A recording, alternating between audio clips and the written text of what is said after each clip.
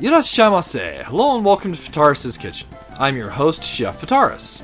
It's time once again for Shoot 'em Up Saturday, and on the menu this Saturday we have Soul Divide, Sword of Darkness, Saikyo's interesting shoot 'em up, beat 'em up hybrid. What kind of taste will it have?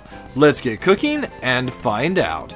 Soul Divide is yet another Saikyo title released on the Nintendo Switch by Zerodib. So it has roughly the same trappings of the other systems, so if you're interested in seeing how those go, I believe I cover them in some of the other Saikyo videos I've done recently. But this is the arcade version of Soul Divide, not the home ports that were released on the Saturn and the PlayStation, though the English one is its own, the US release at least, is its own thing. So as we start the game, we get the ability to select our difficulty setting. We're going to pick easy. Once we've selected our difficulty, we're taken to the player select. We can choose between Kashan, Vorg, and Tyra, who's the one we'll pick today. Each have their own strengths and weaknesses. Kashan is the most balanced, with Vorg being more based on his melee physical attacks, and Tyra here is more powerful in her magic attacks with a weaker melee.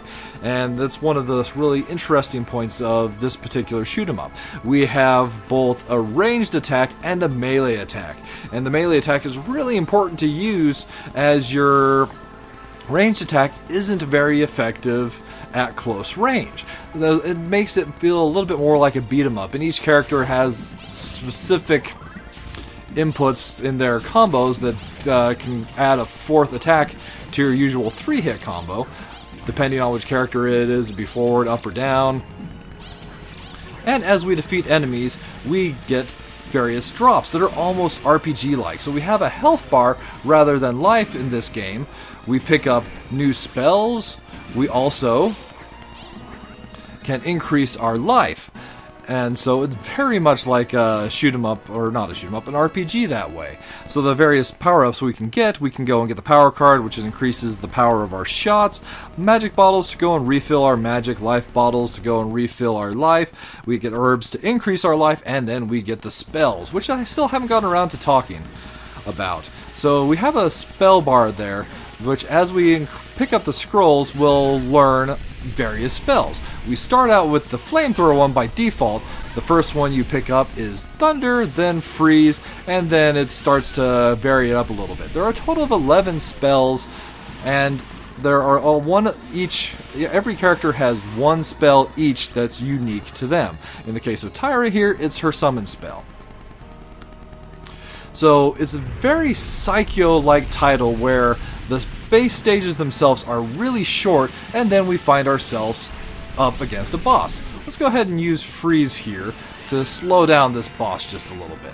Make things a little bit easier to get in there and deal some good melee damage.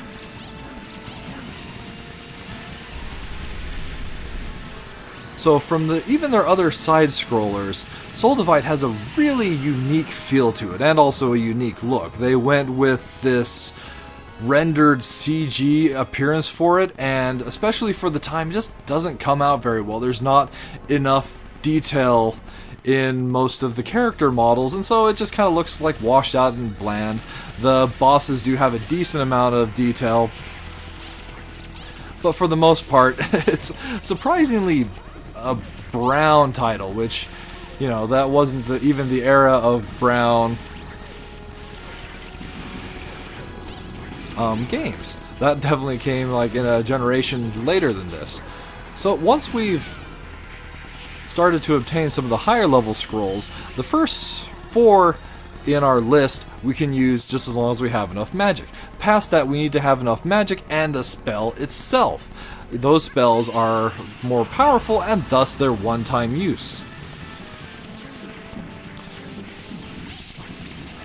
So some things that I'm not a fan of. When your character gets hit, there's brief moments where you're stunned and aren't able to use your attacks. And I feel those particular moments are definitely a little too long. Going and sometimes seeming like if you're trying to get in there and do melee attacks, it almost feels like you're being stun locked by the enemies. Not really a good thing in a shoot 'em up. So in addition to Tyra here, there are the 2 other characters. Kashan goes and uses a sphere and throws arrow-like attacks. And then the Dark Knight Vorg uses a sword and throws daggers at the enemy. Their unique spells are the Phoenix for Kashan and Nightmare for Vorg. So depending, it's quite easy to take a lot of damage. Even on the most easy difficulty level, this is a hard game. And once you get to the final stage of the game, or the final two stages I should say, you can't continue at the point where you die, at least if you're playing single player. If you're playing a co-op run, then you can. But one thing that's interesting is if you're playing co-op, you'll actually be getting a different story that's a combination of the two characters you get, which means there are a lot of possible endings and combinations you can have in this game, which is really neat. So that's basically Soul Divide in a nutshell.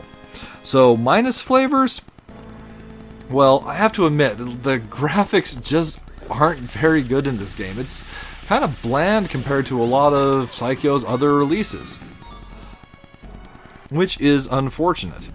And then that problem that I was mentioning with getting stunned, sometimes it just feels frustrating, especially in the later stages.